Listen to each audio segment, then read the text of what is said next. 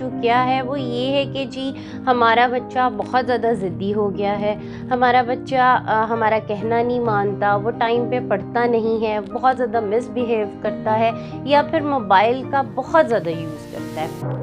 इसके लिए आज मैं आपके साथ एक रिसर्च शेयर करूँगी। हमारे पास एक कोरा कागज़ होता है, हम जो चाहें उस पर तहरीर कर सकते हैं। जब वो बच्चा आपके पास आया था तो क्या वो ऐसा ही था? देखिए, ये एक ऐसा सवाल है जो आपके बहुत से सवालों का जवाब। एक बच्चा सेल फोन हाथ में लेके, उसको ये हैबिट है कि उसने सेल फोन को हाथ में लिए बगैर खाना नहीं खाना, तो ये हैबिट किसने उसको डाली है? आप हमेशा पॉजिटिव थिंकर बने रहिए और अपने बच्चों में भी हमेशा पॉजिटिव वाइब्स को ट्रांसफर करें। Thank you.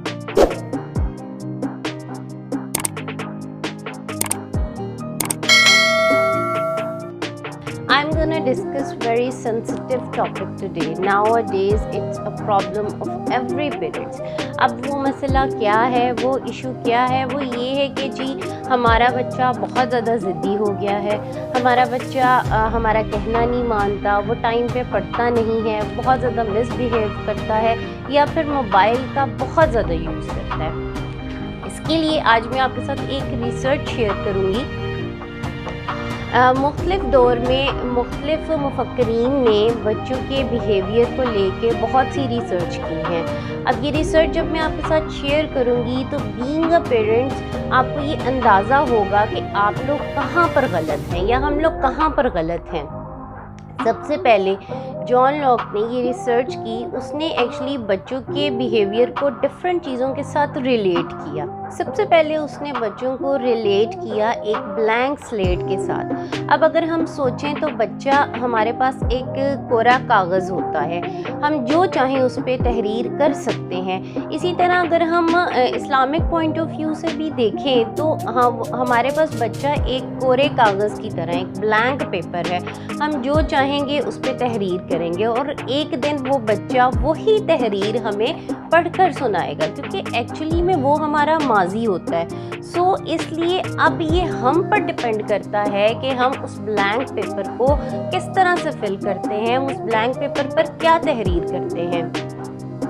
सेकेंड ये कि एक और रिसर्च में बच्चे को जिस चीज़ के साथ रिलेट किया गया वो है स्पंज, यानी कि उस स्पंज में उसमें ये क्वालिटी होती है, चाहे कोई चीज़ जैसी भी हो, किसी भी किस्म की हो, उसके अंदर एब्जॉर्ब करने की क्वालिटी होती है। अब वो चाहे अच्छा हो या बुरा, या फिर वो सही हो या गलत। सेम लाइक दैट हमारे बच्चों को जो एनवायरनमेंट मिलता है, बच्चे उस एनवायरनमेंट की हर चीज़ को, अब वो एनवायरनमेंट में चीज़ अच्छी है या बुरी, वो बच्चा उसको एब्जॉर्ब कर लेता है। सो एज अ पेरेंट्स हमें ये चाहिए कि हम बच्चों के लिए एक हेल्दी लर्निंग एनवायरनमेंट क्रिएट करें, हम बच्चों के सामने वो सब अच्छा एक्ट करें ताकि बच्चे हमसे वो सारी चीज़ें अडॉप्ट करें और वो सब जो लर्निंग एनवायरनमेंट, हेल्दी एनवायरनमेंट की चीज़ें हैं उसको एब्जॉर्ब करें। अब थर्ड थिंग जिससे बच्चों को रिलेट किया जाता है वो है एक एम्प्टी ग्लास। अब अगर देखा जाए तो बच्चा जब हमारे हाथों में आता है तो वो एक एम्प्टी ग्लास की तरह होता है, वो एक खाली ग्लास की तरह होता है। Now it depend on us कि हम उस ग्लास को किस चीज़ के साथ भरते हैं। जाहिर है अगर हम उसको उस ग्लास में अच्छी चीज़ें डालेंगे तो एक दिन जो मशरूब तैयार होगा वो बहुत अच्छा होगा, जो आगे जाके हमें ही पीना पड़ेगा। अब ये हम पर डिपेंड करता है कि हम उस एम्प्टी ग्लास को किस चीज़ के साथ भरते हैं, क्योंकि एक्चुअली में बच्चे हमारा ही अक्स होते हैं। अब जो चौथी चीज़ है, the fourth thing is that कि बच्चों को जिस चीज़ के साथ रिलेट किया जाता है वो है मोल्डिंग क्ले। अब वो क्ले जिससे मिट्टी के खिलौने बनाए जाते हैं। अब देखें कि अगर हम उस क्ले से एक स्टार की शेप देते हैं तो वो बच्चा एक स्टार बनेगा, एक स्टार की तरह शाइन करेगा। लेकिन अगर हम उस क्ले को उसके हाल पे छोड़ देते हैं तो वो क्ले एक जगह पे फ्रीज़ हो जाएगी, वो साकित और जामद हो जाएगी, उसको सिर्फ तोड़ा जा सकता है। ये सारी एक्चुअली में बेजान चीज़ें हैं जिसको हमने बच्चों के साथ रिलेट किया है। अब अगर हम एक जानदार चीज़ के साथ बच्चे को रिलेट करते हैं, लाइक अगर हम बच्चे को एक बीच के साथ रिलेट करते हैं जो कि एक जानदार चीज़ है, तो आप देखेंगे अगर उस बीच को एक अच्छा एनवायरनमेंट मिलेगा तो वो एक तनावर, एक फलदार और एक सायादार दरख्त बन जाएगा, जिसका फल आप खुद भी खा सकते हैं और दूसरों को भी फ़ायदा होगा।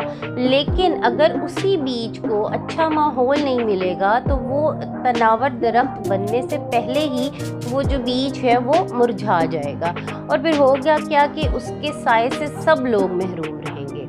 अब यही चीज़ हम अपने बच्चों के साथ भी कर रहे होते हैं। जब बच्चों को एक अच्छा इन्वायरमेंट मिलेगा अपने इर्द गिर्द का तो वो अच्छी चीज़ें गेन करेगा, लेकिन अगर उसको इन्वायरमेंट अच्छा नहीं मिलेगा तो ऑफ कोर्स वो बुरी आदतें अडॉप्ट करेगा।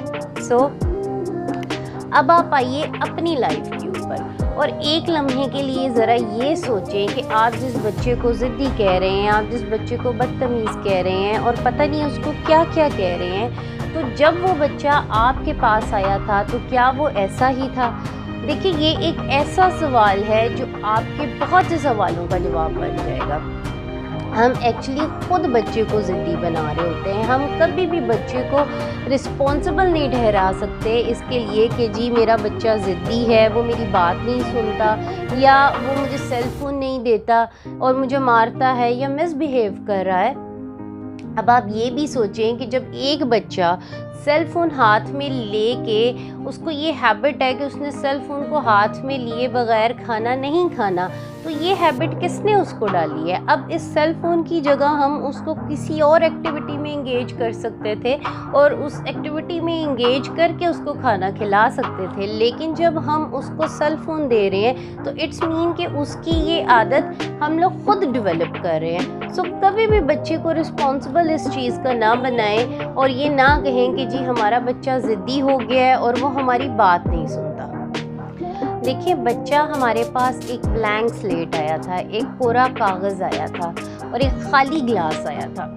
अब इट डिपेंड्स ऑन अस कि हम उसको किस चीज़ के साथ भर रहे हैं या हम उस कोरे कागज़ पर क्या तहरीर कर रहे हैं। सो हमें अपनी इस्लाह की ज़रूरत है। जब हम अपनी इस्लाह करेंगे तो ये जो पेरेंटिंग का सफ़र है ये एक बहुत ही खूबसूरत सफ़र आप लोगों के लिए बन जाएगा, और आप अपने बच्चे के साथ यकीन कीजिए हर मोमेंट को बहुत ज़्यादा एंजॉय करेंगे और हर मोमेंट में बच्चा आपसे कुछ अच्छा सीखेगा और अच्छी तरबियत होगी उसकी। सो आप हमेशा पॉजिटिव थिंकर बने रहिए और अपने बच्चों में भी हमेशा पॉजिटिव वाइब्स को ट्रांसफर करें। Thank you.